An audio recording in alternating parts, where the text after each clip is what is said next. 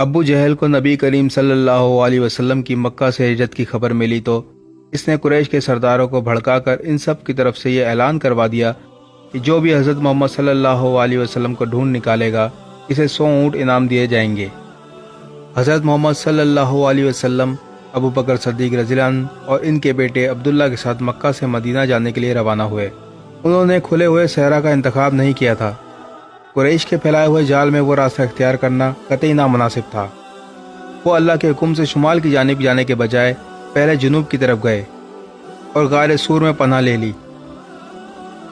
بے شک اللہ بڑی حکمت والا ہے۔ عبداللہ انہیں غار سور تک پہنچا کر واپس مکہ آ گئے۔ وہ ہر روز رات کے وقت غار سور جاتے، انہیں کھانا پہنچاتے اور شہر کی خبریں سناتے۔ 100 اونٹ بہرحال 100 اونٹ ہوتے ہیں، یہ انعام چھوڑنے والا نہیں تھا۔ ان دنوں اتفاق سے مکہ میں ایک نہایت ماہر کھوجی آیا ہوا تھا۔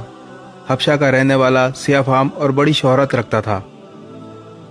کہتے ہیں وہ ہوا کو سونگ کر اڑتے ہوئے پرندے کی خبر دے دیا کرتا تھا، پتھر پر قدموں کے نشان دیکھ لیا کرتا تھا۔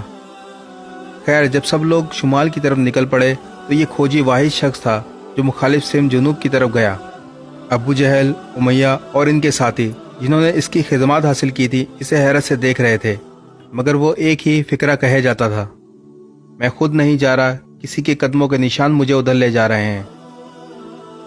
حضرت ابو بکر صدیق رضی اللہ عنہ نے یہ انتظام کر رکھا تھا، ہر روز ان کے آزاد کردہ غلام عامر بن فریرہ ان کی بھیڑ اور بکریوں کو غار سور تک لے جاتے اور شام تک واپس مکہ آ جاتے۔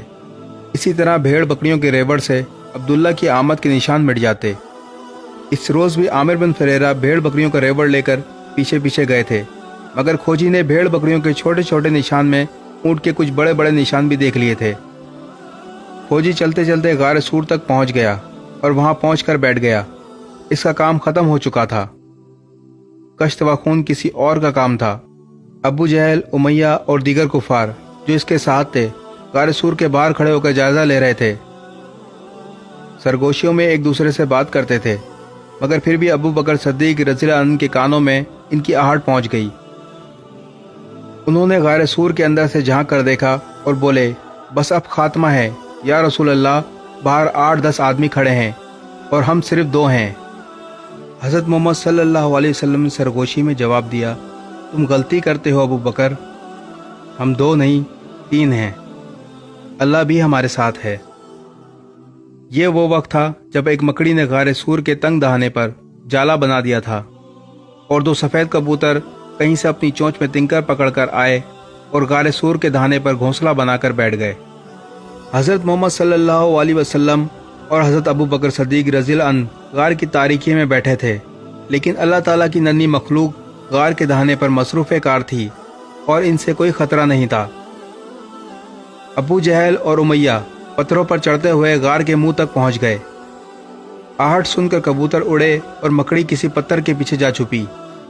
ابو جہل ذرا اور آگے بڑھا تو اس نے غار کے منہ پر تنا ہوا مکڑی کا جالا اور ایک گھونسلہ دیکھا۔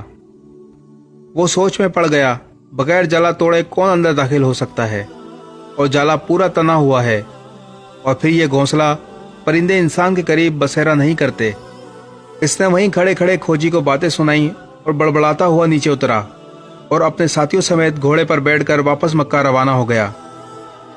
کھوجی بھی واپس چلا گیا اور اس واقعے کے بعد اس نے قسم کھائی کہ اب وہ کسی انسان کی کھوج نہیں لگائے گا۔ ویڈیو کو شیئر ضرور کریں تاکہ دوسرے لوگوں کی معلومات میں بھی اضافہ ہو سکے۔